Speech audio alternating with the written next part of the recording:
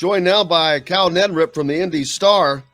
What a great weekend of sectional play, Kyle. I mean, there were just some great games, finishes, some surprises, everything you want from a tournament. Yeah, it's always probably the most fun week of the season, I think. You get four nights of basketball in 5 days, and it's kind of you're trying to get caught up on everything, and then another night hits you, and then we get to the sectional championship, and there's always some good stories and some teams who you're surprised maybe to see, or you have some exceptional, outstanding individual results, and certainly saw that last week with especially Westfield and what they were able to accomplish with Braden Smith leading that group to their first sectional championship in their program's history, which goes back 100 years. So, pretty amazing. And they had to do it by beating Carmel, which, they knew that would probably be the case. And, Carmel had some deficiencies this year. Their outside shooting for sure was questionable at times, but still, great defensive team. And, they hadn't lost a tournament game since the state championship in 2018. So, it was pretty amazing accomplishment by Braden Smith and Cam Hafner and that Westfield team to be able to get that done. And now, I think it further probably opened things up in 4A, but, I think with their game against Homestead, not saying the winner will be the favorite, but the winner definitely in a pretty advantageous position there to probably win the regional title.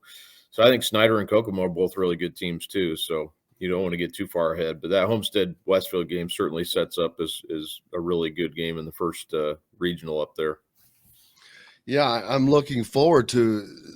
Seriously, this seems like it's been kind of like the college season in which we talked about this. There was no one dominant team. You've got Carmel, who had been a dominant team, and they get taken out.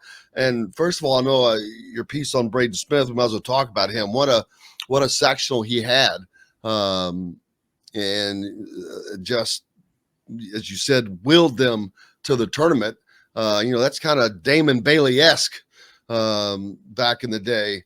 I remember him being at the championship game and just willing those last 11 points to win that state championship. But I wasn't there to watch Braden Smith, but I read everything what you wrote, and man, it sounds like he just put on a spectacular performance.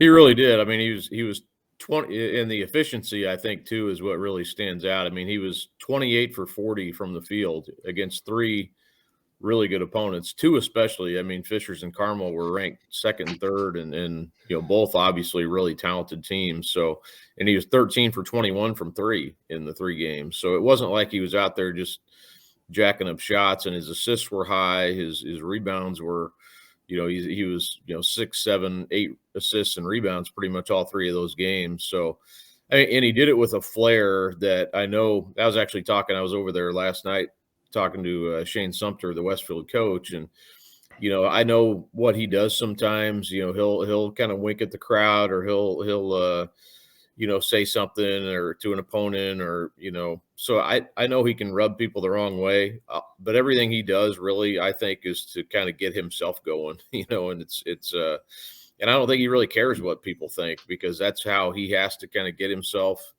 amped up. And when you're 5'11", like he said, and you're going to Purdue, people are going to be out to get you. So you got to kind of get where you need to get mentally. And he's super polite off the floor, like most of these kids are, and so he's kind of a different type of a kid when he gets between the lines. I don't have any problem with that. I mean, I think, and I'm sure you feel different when your opponent, because you want to beat him, obviously, but yes.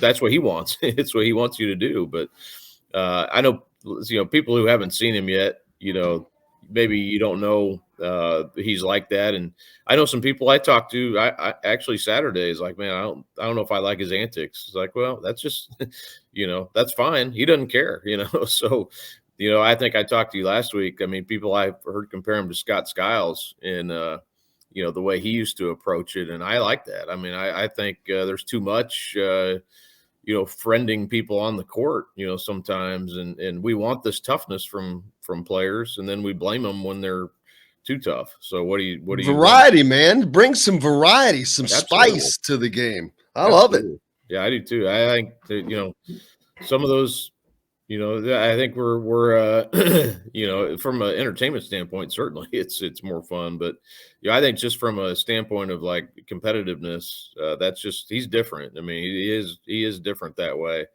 But also, Scott Hafner, his son Cam is a big time player on this team too, and he's had a great tournament really his whole season, and he's kind of the running mate. It's kind of like the high school version of the Splash Brothers. When they get rolling, I mean, they're really fun to watch and really tough to stop. So, I think they're going to be, from a standpoint of guards who can really get after it and really score. They're about as tough a duo as out there. They took out a group of seniors from Carmel that had never lost a tournament game, so it was a big deal for them to win that game. Other games that will be taking place, you've got Cathedral over at Southport, Ben Davis and Mount Vernon, Cathedral and Terre Haute North. Man, combined, those teams have lost 8, 14. They've lost combined 18 games between them and won 24, like a 90. So they're like 90 and 18, these 4 teams. There's no 12 and 4 team in this group. They're all 21 and 6, 22 and 2, 22 and 6, 23 and 4. This is a matchup. Looks like it's going to be a tough regional.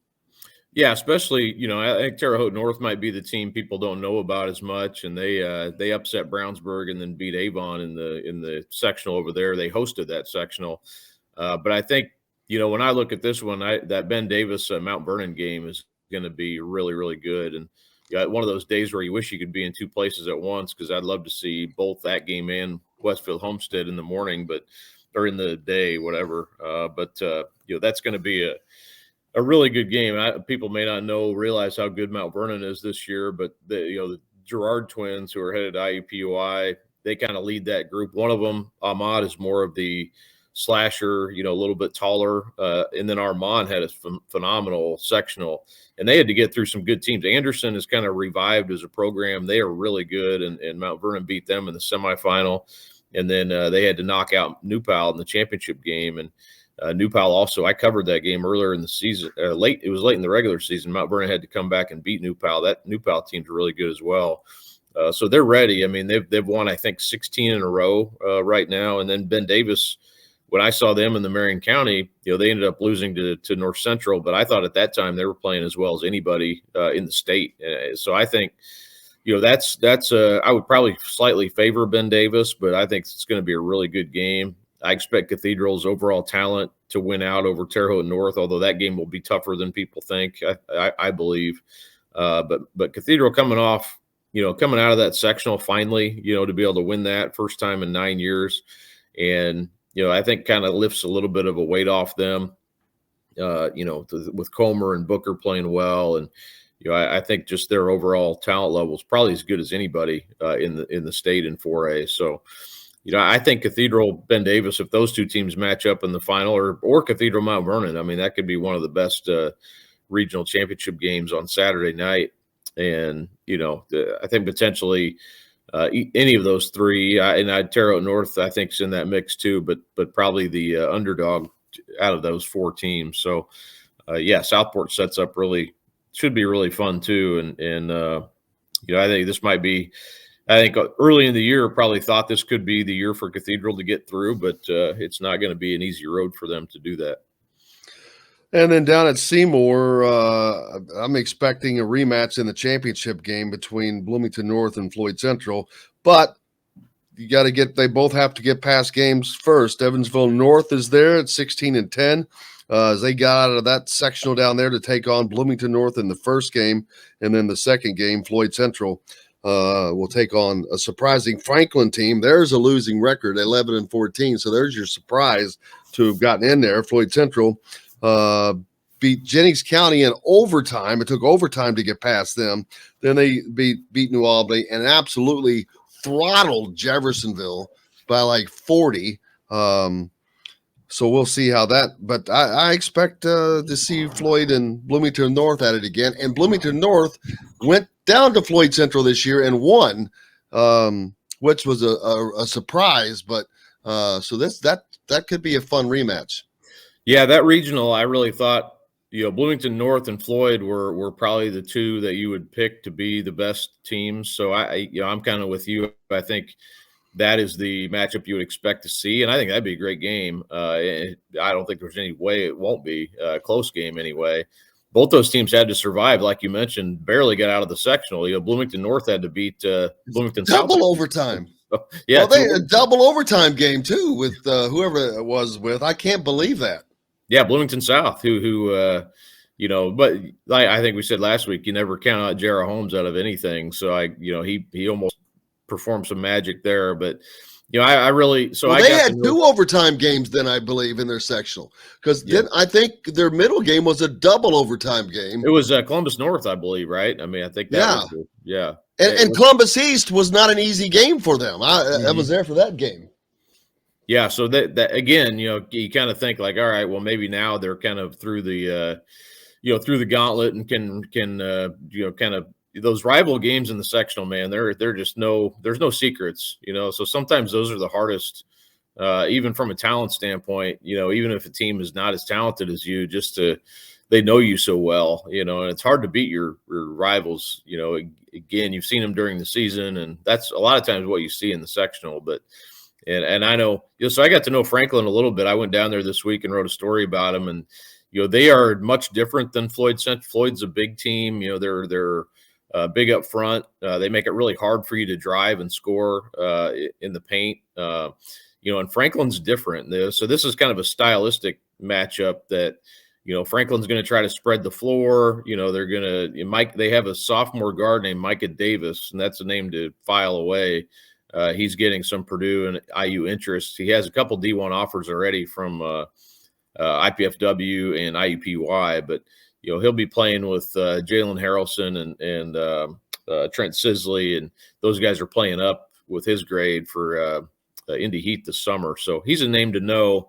He kind of makes that team go, but he's only a sophomore. So, he's had some ups and downs. That whole team, and if you remember the name Adrian Moss, who played at Indy, he was a really good player. He actually played for Franklin on their last sectional title team in 2006 as a junior. So, he came back to that school. He's first year as a coach, and they got humbled. Throughout the season, they thought they were going to be better than their record showed for much of the year. But now they're putting it together. They upset Whiteland, upset Center Grove, and now they're here. And it's kind of scary to play a team like that that's kind of riding the wave of confidence and has talent. So they can shoot. They're like I said, a guard-led team for the most part, but they do have a couple kids who have size, 6'6", 6'5", who will help them, I think, against Floyd. But Floyd is definitely the team that most people, I think, will pick here, and I think they're the team maybe to beat in that whole regional. But it'll be fun to see what happens. Franklin they're that underdog story, and you kind of are curious, I guess, to see how they perform, in the regional. But Floyd and Bloomington North, that would be a really outstanding matchup, I think, for the regional title.